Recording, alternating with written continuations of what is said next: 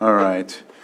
Welcome back from our break. We will move on to our 6.3, sitting as the Lake County Sanitation District Board of Directors, second reading, consideration of an ordinance increasing sewer use fees for all properties that discharge to the Middletown Wastewater Treatment Plant, excluding Anderson Springs. And with that, we will give the floor to Scott Harder, our Special Districts Director.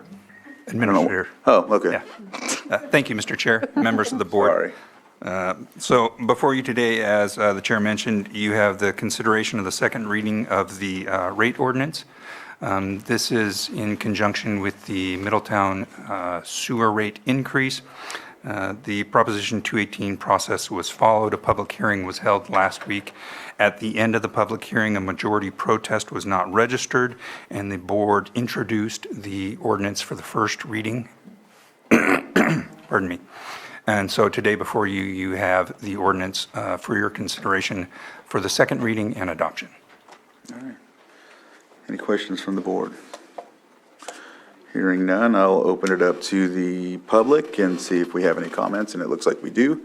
Ma'am, if you can come to the microphone and state your name, and I'll start your 3 minutes. Yes, my name is Julia Bono. You should all now be in possession of a Freedom of Information Act request. This was served on all the Board of Supervisors as well as taken in person to the Special Districts Office. We are asking for documents to clarify the reasons for why this rate rise is being required or being proposed by the Sewer Board. At the last hearing, there were substantial questions that remained unanswered about why why the sewer capacity should be increased by 1,277 EDUs, and Middletown charged for this increase when there's only a projected increase over the next 10 years of 70 EDUs. EDU is equivalent dwelling unit. So this is a vast increase in capacity for a very, very minor need in increased growth. There's also talk of a grant. The size of that grant, the reasons for that grant, all of that remains unknown, but apparently one of the requirements of this grant is that Middletown sewer rates be hiked. Well, this is coming at one of the worst times for the people of Middletown, who are have a very poor economy and often do not have a lot of flexibility about creating additional income. There's a according to also, I believe at the last hearing, incorrect information on the census was being used to make these recommendations that the board followed. The census has now been updated for the 2021 year, and we're looking at a very high percentage, 23.7% of foreign-born population, of which 100% is Latin American. All right, so this notice did not go out in Spanish. When we personally talked to people, and this was testified to at the last hearing, when we personally talked to people and got letters from them, protest letters from them, they were speaking in Spanish. They were not able to communicate with me in English. They had to speak to my husband, who's bilingual, in Spanish to find out that in fact a rate rise was occurring. So they did not know about this. This rate rise, also the median home value was also stated improperly on the previous census. Now the median home value has gone down substantially in Middletown from $2 million, which was absolutely ridiculous, and anybody who looked at that and knows Middletown could have realized that. Down to 439,000, and most of those, I believe, are out of town, which are not actually being serviced by the sewer service. So we're looking at a very poor, underprivileged, served community, not the surrounding community, which tends to be wealthy and vineyards and things like that, but instead of very small houses, very small old houses. Largely now occupied by Latin American residents. Within 1 block radius of where I live, I estimate that between 20 and 30 Latin American people are residing that speak Spanish at home. So this is a big change in Middletown's demographics, but if you're not aware of it, you should be aware of it. We've had a large influx of Latin American community, and they were not notified because the notices did not go out in Spanish. Also, we had extremely inclement weather when we tried to obtain the protest. Now, I'm sitting here speaking for 50 people. Okay, Julia, I brought in 50. Your 3 minutes is up. Sir, I know that, but We received what you sent in. Okay, good, thank you. You received that by email? And we have it right here. And also in writing. Yes. Okay, thank you. So what I'm asking for and what I asked for in my email to you all was a 30-day extension during which we can get these Freedom of Information documents, review them, and then present additional information to the board to inform it and to help it make another situation. Also, I would Thank like you. to point No, out. There's no, you've already the taken way conflict over of your 3 interest. minutes. Sir, so I we represent can go 50 ahead. people. I I think I should understand, be and able we've to speak. received all of your documents. We've received I your have one statement. additional point We to know make. what you want. There's no more points to make. However, I if think- you have someone with you, they can come up and make that point in their 3 minutes if you'd like. But that's the only way I'm going to go with that.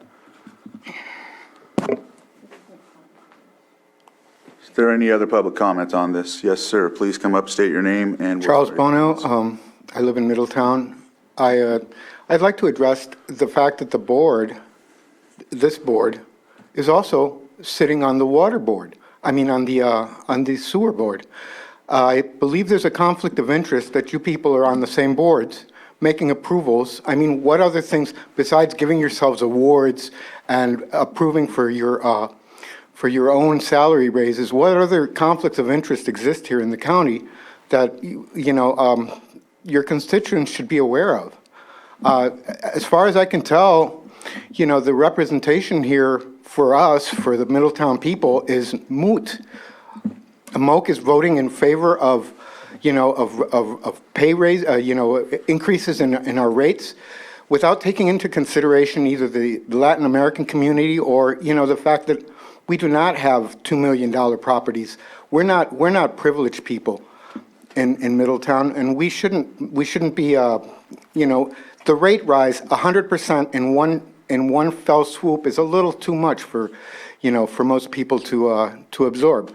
We would, if we had a 30-day extension, I'm sure we could make up a reasonable amount and protest the sewer rate rise. Unfortunately, we had inclement weather over the weekend before, and we could not get more signatures.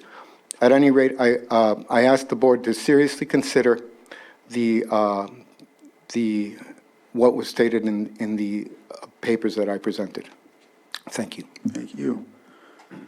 And I'll just note that my district shares a lot of things that you just stated, and they're paying that amount right now. I understand last meeting we talked about gradually increasing, but I mentioned last meeting my district has the same challenges with their fixed incomes and whatnot, and are currently paying that. So I don't know if there's anything else from the board, but I'll look online and see if there's any public comment. I don't see any, so I'll close public input at this point and bring it back to the board for further discussion or action. I'd just like to point out before we take a vote that, again, we did just go through this process in the city of Lakeport, not just for wastewater, but also for water supply. A rate hike is always tough to swallow.